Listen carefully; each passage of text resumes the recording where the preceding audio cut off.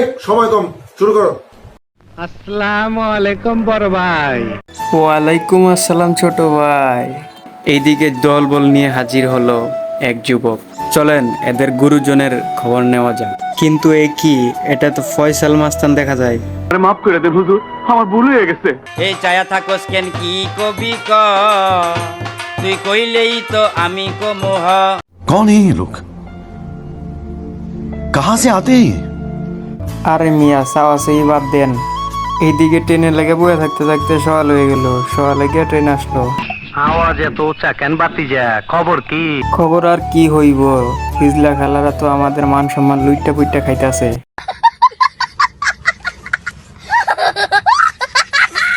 ওরে বাবা, এদিকে সিলেটে পা রাখতে না রাখতেই দেখা যাইতেছে চা বাগান। কি সুন্দর চা বাগান! নিঃসন্দেহে তুই ঠিক কথা বলেছিস। তো সুন্দর চা বাগান দেখে ট্রেন ওলাম আমারে কইলাম ট্রেনটা থামাইতে। অবশেষে ট্রেনটা থামিয়ে দিল। আচ্ছা। এবং ট্রেনের বাইরে থেকে ভিতরে দৃশ্য। আর এইদিকে সাব্বির মনে হয় ঘুম থেকে উঠেছে, তার সাথে দুইজন মুরব্বী ব্যক্তি। এইদিকে ফয়সাল। মজা নেই আ রাহা হ্যায়। অবশেষে গাট্টি ফুচকা নিয়ে আইসে বললাম সিলেটে। চারপাশের মানুষ আমাদের দিকে তাকিয়েছিল, কারণ আমাদের কাছে তখন ব্যাগ ছিল। তার মানে কি বুঝতেছেন? রোহিঙ্গা মনে করতেছিল। এইদিকে হুগাবড়া কার নিয়ে জোবায়েত উঠতেছিল ব্রিজের উপর। বলো কি, তুমি সত্যি বলছো? আপনি কি আমার বিয়ে হন নাকি? আপনার লোক মজা লমো। ऐसा मत करो मेरी जान, लाइफ में कुछ अच्छा करो यार। এইদিকে সবাই আন্দাগুন্দা হাঁটা লাগাইলাম আমাদের গন্তব্যে যাওয়ার জন্য। এ কি বনজামায় দেখা যাচ্ছে সামনে। দেখতে দেখতে ব্রিজের মাঝখানে আইসে পড়লাম। ব্রিজের আশেপাশের পরিবেশটা অনেক সুন্দর ছিল। रुको जरा, सबर करो, बोला धक्का बुक्की नहीं करने का, आराम से लेने का। हाँ কিন্তু এ কি, এরা দাঁড়ালো কেন? ধুতিওয়ালা বাবার এদিকে খাড়া গেল গা। বন্ড বাবা।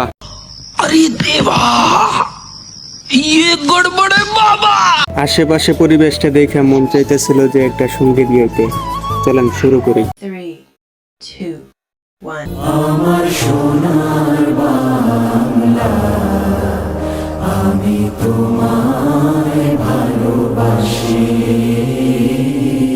মোটামুটি শরীরে একটা ভাব আইছে না? মোটামুটি না, পুরা ভাব আইছে।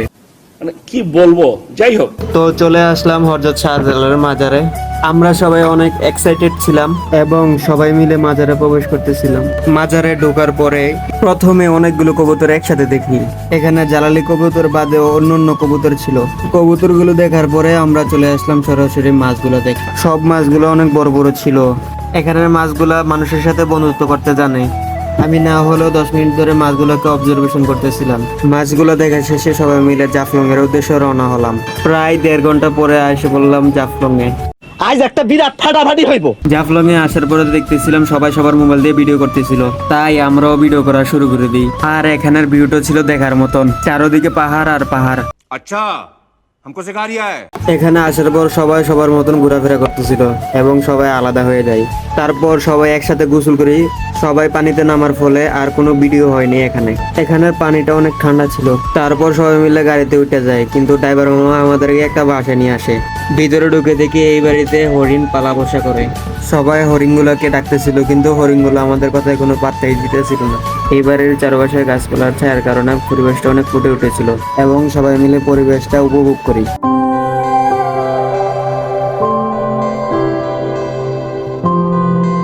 और अभी तो रुको, क्लाइमैक्स अभी बाकी है। এত গরমের ভিতরে হাসান ভাই আর মাহমুদুল ভাই প্ল্যান করে নিয়ে আসলো আমাদেরকে আগুন পাহাড় দেখাতে।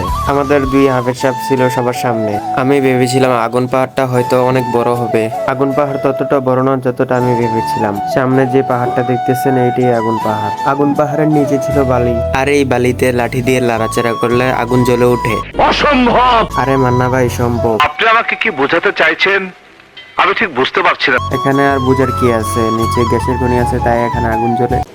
ठीक है समझ गया। তারপর যখন পাহাড়ের দিকে তাকাই তখন দেখি শিয়ালের গর্ত। গর্তগুলোকে দেখে আমরা সবাই অবাক হয়ে গেছিলাম এবং সবচেয়ে বেশি অবাক হয়ে উপরে তাকিয়ে দেখি আরো 2টা গর্ত আছে। আমি 100% শিওর এটি শিয়ালের গর্ত। সাক্ষ্য প্রমাণ আছে তোমার কাছে? আরে সরি, ইদ্রে বিশুলে পুলি ডেকেলেছে। আমার ভুল হয়েছে, ক্ষমা করে দেন। আরে সিদ্দিক ভাই আবার আইলু বিতে, আমি কি পুলিশের ভয় পাই নাকি? ধন্যবাদ ভাই আপনাকে আমার সাহসের প্রশংসা করার জন্য। तेरी दादागिरी निकाल दूंगा मैं। এ ওই আমার দাদাগারি ভাই করব। তো আপনারা কেউ ভয় পেন না, কিন্তু আমি ভয় পাইতাছি, কারণ আমি ইন্ডিয়ার বর্ডারের কাছে আছি। কোন সময় আমার মাইনকা সিভাই ফালাই দেয়। তো আমি একটা জিনিস ভুলে গেছিলাম, কারণ আমাদের সাথে ছিল আমাদের মনা ভাই। মনা ভাইয়ের সাথে মিট করার জন্য 10-12 জন লোক দাঁড়িয়ে ছিল। মনা ভাইয়ের সাথে দেখা করার জন্য সাধারণ মানুষ বাদেও আর্মি ছিল। আর এই বিষয়টা দেখে আমি খুবই অবাক হয়েছিলাম। সামনে যে পাহাড়গুলো দেখতেছেন ওইটা হলো ইন্ডিয়া, আর এই পাশে বাংলাদেশ। আমি জানি আপনারা কখনো ইন্ডিয়ার ট্রাক দেখেন নাই, তাই আপনাদেরকে দেখিয়ে দিলাম। তারপর গাড়িতে উঠে আয়সা বললাম লালা খাল।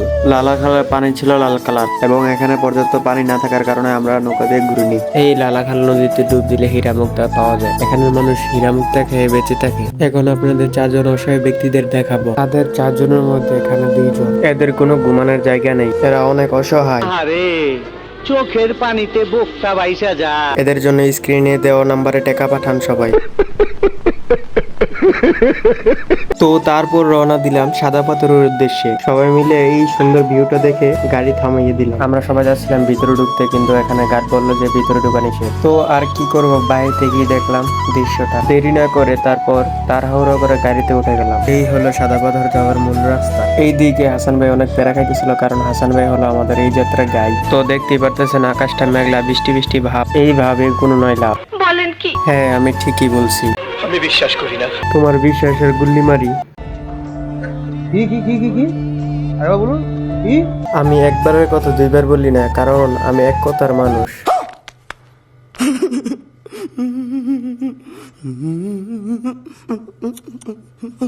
এনিওয়ে, আমি ভাবছিলাম যে হাসান ভাই আমাদের জন্য নৌকা ঠিক করছে, কিন্তু আমার ধারণা ভুল। বড় দেখে একটা জাহাজ ঠিক করছে।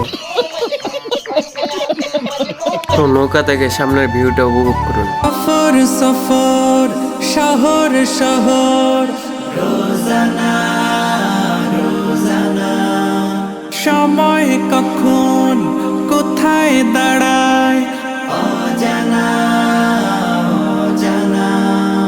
জীবনের প্রতি পাঠে একা একা চলি পথে, আর চলে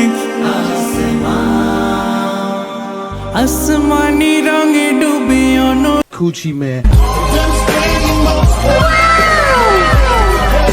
আবারও আই এম ব্যাক। ইংরেজি মারাও দেই একটা সোফার মাঝে 32টা দাঁত হাতের মধ্যে ধরাই দিমু। আরে কাবিলা ভাই, ডাইলে লবণ দিছো না দেবা?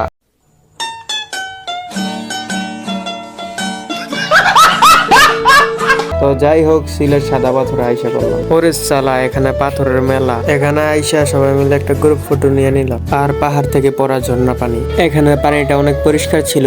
আর একটা জিনিস বলতে ভুলেই গেছি, যে সবার লাস্টে গাড়িতে উঠে তাকে কন্ট্যাক্টদারি করতে হয়, এবং কন্ট্যাক্টদারি করতেছিল আমাদের সাইদুর রহমান। তুই ধৈর্য ধর। ধৈর্য নিয়ে বলতে হবে না, সাইদুর রহমান অনেক ধৈর্য। কোথায় যাইতেছি আপনাদেরকে তো বললামই না, রাতারগুল যাইতেছি। রাতারগুলে আইসা আমরা 3টা নৌকা ভাড়া নিই। নৌকা ভাড়া করতে একটু দেরি হয়। সামনে যে নৌকাগুলো দেখতেছেন, এই নৌকাগুলো দিয়ে আমরা যাব ভিতরের দিকে। তো নৌকার মধ্যে সবাই বসে যায়, নৌকা চলা শুরু করলো।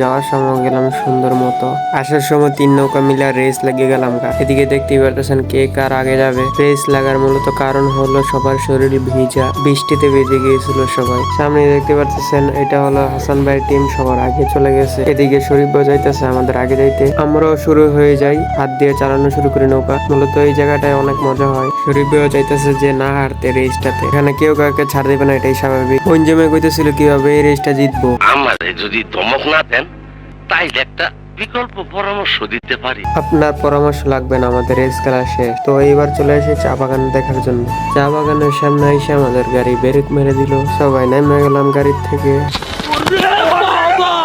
এবার চা বাগানে ঢোকার পালা। এই খারো, যন্ত্রপাতি দেখছস তো, হিসাব করে কথাবার্তা কইস। চাচা কয় কি, এরকম 4-5টা মাস্তান তো আমার পকেটেই থাকে। স্যার আপনি একটু বাইরে গিয়ে আবার ঢুকেন, আমরা আপনাকে দাঁড়ায় সম্মান করি। বর্তমানে আমি তো এমপি পদে আছি, আপনারা তো জানেন। এ তুই কে রে, তুই কিভাবে জানবি? তুই তো না গেদা। আই আই কি তারে শালা পাগল। অনেকক্ষণ পর সাইদুর রহমানকে দেখা যাচ্ছে সবাইকে লিড দিতে। বুঝতে হবে সাইদুর রহমান ব্র্যান্ডের মাল। এটাই হলো সিলেটের চা বাগান। চা বাগানটাকে বিকালে অনেক সুন্দর লাগতেছিল। এদিকে আবার দেখা যাইতেছে বঞ্জাময়ও আছে। তাতে আমার বাল ছেঁড়া গেল। কিরে আমার মাল লোকেরে, এর প্রতিশোধ আমি নিমু ভিডিওর পরে। सिस्टम पार देंगे।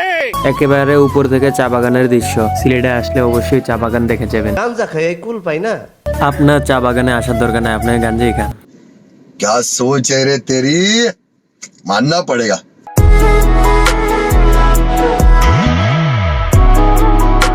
তো আমাদের সিলেটের ঘোরাঘুরি সমাপ্ত হলো। সবাইকে আল্লাহ হাফেজ।